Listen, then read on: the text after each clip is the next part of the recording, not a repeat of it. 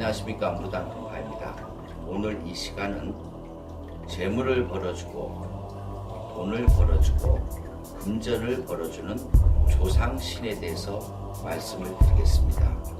우리는 쉽게 이런 분을 대감님이라고 합니다. 더 상세하게 말씀을 드리자면 업대감이라고 합니다. 업대감이란 것은 여러분들도 들어본 적이 있을 것입니다. 시골에서 예전에 집 지키는 구렁이가 집 바깥으로 나가면 그 부자는 망한다는 말이 있습니다. 실제로 집 지키는 구렁이가 그 집을 나갈 경우에 부자들이 망하는 경우가 많습니다. 여기서 그 구렁이가 업대감을 뜻하는 것입니다. 업대감이 있는 집은 꿈으로 반드시 성공을 하게 되어 있습니다. 구렁이를 본다든지 이무기를 본다든지 쪽제비를 본다든지 두꺼비를 본다든지 돼지를 본다든지 이것이 업대감의 모습입니다. 이런 꿈을 꾸는 사람들은 재물을 관장하는 조상 업대감이 왔다고 판단을 하시면 됩니다. 여러분이 오늘 반드시 명심해서 아셔야 할 것은 이러한 업대감이 나간 집은 금전의 손상이 많고 재물의 풍파가 많습니다. 아무리 많이 벌어들인다고 하여도 결국 나중에는 남는 것이 없는 사람들이 이에 해당합니다. 이런 분들은 업대감을 자정시키지 않으면 큰 재물을 절대 모을 수가 없습니다. 업대감은 사주팔자 8글자의 불명이 있습니다. 사주팔자라는 것은 조상의 내력, 유전력을 불명히 띠고 있습니다. 그래서 이 업대감이 오신 집은 업대감이 허공중천에 떠 있을 경우에는 부도가 난다든지 보증을 서서 잘못된다든지 부모님 때부터 어려움이 많습니다. 무당금파의 경우도 신을 모셨습니다. 그렇지만 신에서 재물을 벌어주지는 않습니다. 신에서 재물, 돈을 벌어준다면 그 신명은 신이 아니라고 볼 수도 있습니다.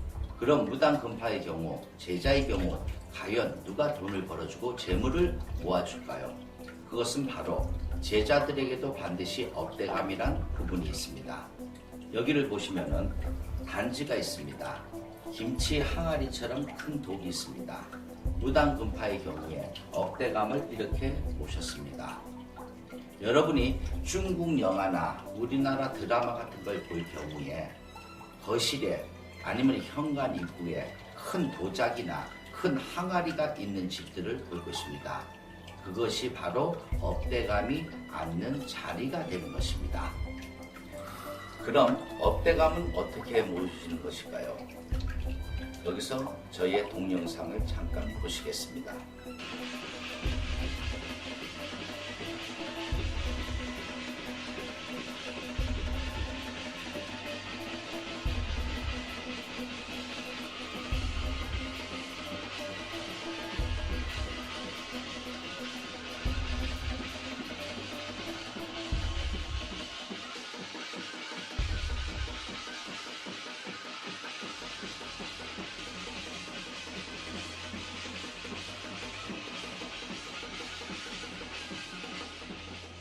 동영상을 보셨듯이 업대감이라는 것은 무당이 몸에 실어야 됩니다.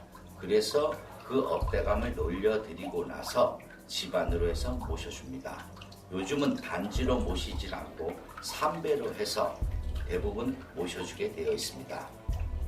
과연 업대감이 아무 집에나 들어오나 그렇지는 않습니다. 사주팔자의 불명이 있어야 되고 그 다음에 집안 내력에 있어야 됩니다. 예전에 어른들이 모셨다가 모르고 내친 경우가 있는 집이든지 자신이 타고난 사주팔자에 반드시 업대감이 끼어있게 되어 있습니다. 업대감이 있는 사람들은 대부분이 재물에 곤란을 많이 겪습니다. 그 다음에 큰 재물을 원하고 큰 재물을 모으고 크게 성공하고자 하는 욕심이 있습니다. 야망이 있습니다. 이런 사람들이 대부분이 업대감, 조상 줄력에서 내려오는 것입니다. 다시 한번 말씀드리지만은 업대감이라는 것은 반드시 구술하여서 무당이 만신의 몸에 실어서 놀려드리고 모셔드려야 되는 것입니다. 그냥 개인적으로 모실 경우에는 그것은 업대감이 되지 않습니다. 그럼 과연 업대감이 효용이 있고 효능이 있는 것일까? 여러분, 큰 재물은 하늘에서 내려오고, 즉 조상에서 도와야 하는 것입니다.